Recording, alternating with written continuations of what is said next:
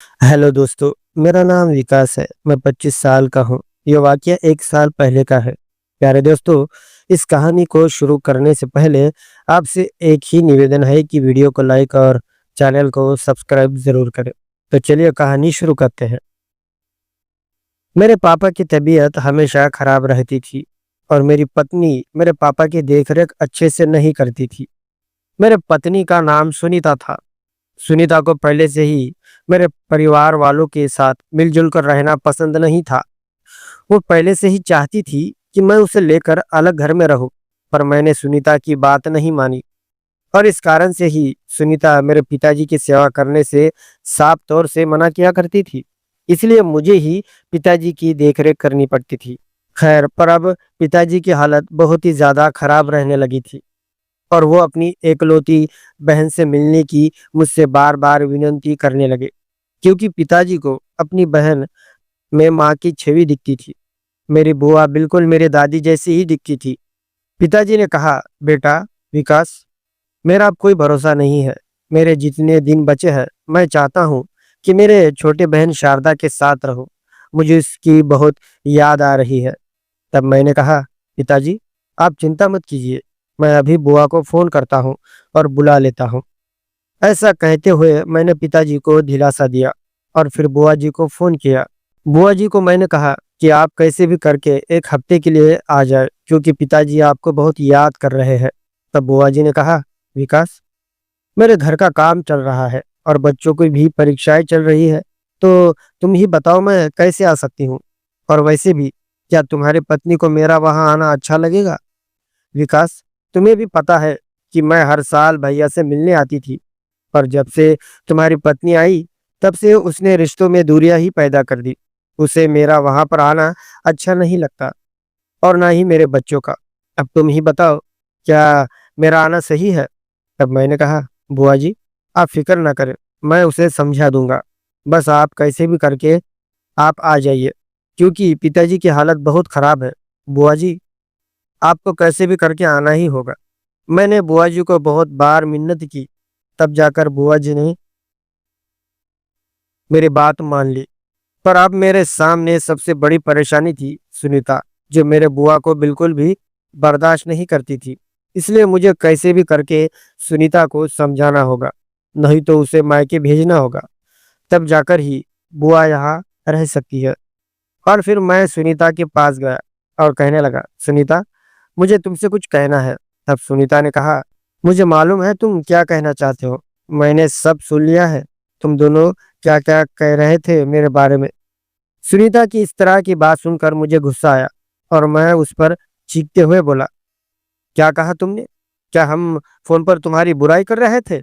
देखो सुनीता, तुम बहुत गलत सोच रही हो और वैसे भी तुम जब से इस घर में आई हो, तब से हमारा हर रिश्तेदार हमसे दूर हो चुका है। तुम्हें तो कोई रिश्तेदार पसंद ही नहीं है। सुनीता, सिर्फ तुम्हारे कारण ही सब रिश्तेदारों ने हमसे नाता तोड़ दिया और आज पिताजी अकेले हो चुके हैं। पिताजी इतने बीमार हैं, पर उन्हें कोई भी देखने नहीं आया और ना ही उनका हालचाल पूछने के लिए फोन किया किसी ने। तब सुनीता भी गुस्सा हुई और बोली, हाँ हाँ, इस सब की जिम्मेदार तो मैं ही हूँ ना। मेरे ही कारण ये सब हुआ है ना। क्या मैं अपने आने वाले कल के बारे में ना सोचूं? बस तुम्हारे घर मेहमान सिर्फ पैसे मांगने के लिए आते थे और तुम बिना सोचे समझे पैसे दे दिया करते थे। तुम्हें तो कोई परवाह ही नहीं है पैसों की। बस किसी ने अपनी दुख भरी कहानी सुनाई कि मोम की तरह पिघल कर दे दिए पैसे। तब मैंने कहा, तो क्या अपने रिश्तेदारों की मदद करना क्या गलत है?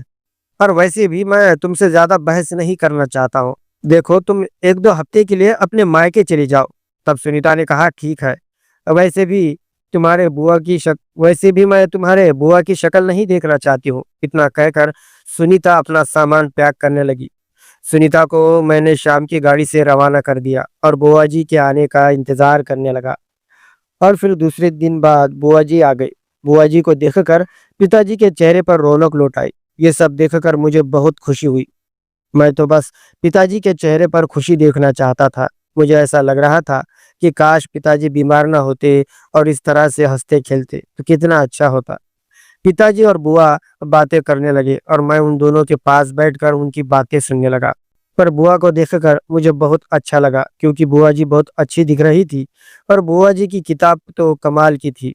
मेरे मन में बुआ जी की किताब को पढ़ने की इच्छा जाग रही थी। पर कैसे यही ख्याल मेरे मन में आ रहा था। आखिर मैं कैसे कहूँ बुआ जी से कि मैं उनकी किताब को पढ़ना चाहता हूँ। और फिर मैं सही समय का इंतज़ार करने लगा। बुआ अब अच्छे से पिताजी की सेवा करने लगी और मैं भी उनके साथ उनका घर के कामों में हाथ बटाने लगा। और फिर एक दिन की बात है, रात का समय था, पिताजी सो गए थे। बुआ जी और मैं बातें करते हुए बैठे थे। तब मैंने सोचा यही अच्छा समय है बुआ जी से बात करने का। तब मैंने कहा, बुआ जी, मैं एक बात कहना चाहता हूँ आपसे। क्या आप मना तो नहीं करोगी मुझे? तब बुआ जी ने कहा, हाँ कहो विकास, क्या बात है? तब मैंने कहा, बुआ जी, मैं आपकी किताब को पढ़ना चाहता हूँ। क्या आप मुझे अपनी किताब को सौंप सकती हैं? देखिए, मैं आपसे वादा करता हूँ कि मैं आपको निराश नहीं करूँगा, बल्कि आपको मेरी किताब पढ़ना बहुत अच्छा लगेगा। आपको पता नहीं होगा कि मैं कितने अच्छे से किताब पढ़ता हूँ। क्या आप मुझे अपनी किताब को दे सकती है? यकीन मानिए, आप बहुत खुश हो जाएँगी, बुआ जी। तब बुआ जी ने कहा, विकास, तुम ये क्या बोल रहे हो?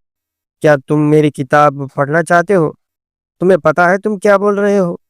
नहीं विकास, मैं अपनी किताब को तुम्हें नहीं सौंप सकती। ये ठीक नहीं है। मैं तुम्हारी ये बात नहीं मान सकती हूँ। तब विकास ने नाराज़गी जताते हुए कहा, पर बुआ, आप तो जानती हैं कि मैं पहले भी आपकी किताब पढ़ चुका हूँ। उस समय तो आपने मुझे मना नहीं किया था और फिर आप क्यों मना कर रही है? तब बुआ जी ने कहा, विकास, तब की बात अलग थी। उस समय मुझे इतनी समझ नहीं थी और ना ही तुम्हें। पता नहीं उस समय मैंने तुम्हें मेरी किताब कैसे सौंप दी। मैं नहीं जानती। देखो विकास, मैं मानती हूँ कि तुम्हारा मन बहुत कर रहा है मेरी किताब को पढ़ने का, पर अब नहीं, क्योंकि मैं आई हूँ यहाँ पर सिर्फ भैया से मिलने, ना कि कुछ दूसरा करने। तुम अपने भीतर उठने वाले तूफानों को शांत रखो और मुझे बस ये कहना बंद करो। तब विकास ने कहा, बुआ जी, आप ये क्या बोल रही है? क्या इस तरह से हमें पल कभी मिल पाएगा? बुआ जी, बस आखिरी बार मेरा कहना मान लीजिए। भगवान के लिए मुझे अपनी किताब पढ़ने का मौका दीजिए। बस ये मेरी छोटी-सी इच्छा पूरी कीजिए। आप नहीं जानती पर मैं कब से आपकी किताब को पढ़ने का इंतज़ार कर रहा था। अब मेरे इंतज़ार पर आप इस तरह की बात मत कीजिए। तो बुआ जी ने कहा, विकास, पर ये सब अब इस वक़्त क्या ये ठीक है? तब विकास ने कहा, बुआ जी, यही अच्छा समय है। अब आप देर ना करें और जल्दी से किताब को मेरे हवाले करें, ताकि मैं उसे खोल कर पढ़ सकूँ। वैसे भी आपकी किताब को देखते हुए मुझे बहुत दिन हो चुके हैं। अब मुझे आपकी किताब को दोबारा देखने की बहुत इच्छा हो रही है। तब बुआ जी ने कहा, तुम बहुत ज़िद्दी हो विकास, आज तुम मेरी किताब को पढ़कर ही रहोगे। ठीक है, पर ध्यान रहे, मेरी किताब को धीरे-धीरे से पढ़ना, नहीं तो भैया सुन लेंगे। अरे बुआ जी, आप फ़िक्र मत करो, मैं आराम से आपकी किताब को खोल कर पढ़ूँगा। बस आप मुझे किताब खोलने दें। और फिर बुआ जी ने अपनी किताब विकास के हवाले कर डाली और विकास आराम-आराम से बुआ जी की किताब को पढ़ने लगा। विकास बुआ जी को ऊंचाइयों की गहराई तक पहुंचाने में लगा हुआ था। विकास ने बुआ जी की किताब को बारी-बारी से पढ़ डाला। तब विकास ने किताब पढ़ने के बाद कहा, बुआ जी, आपको एक बात कहूँ?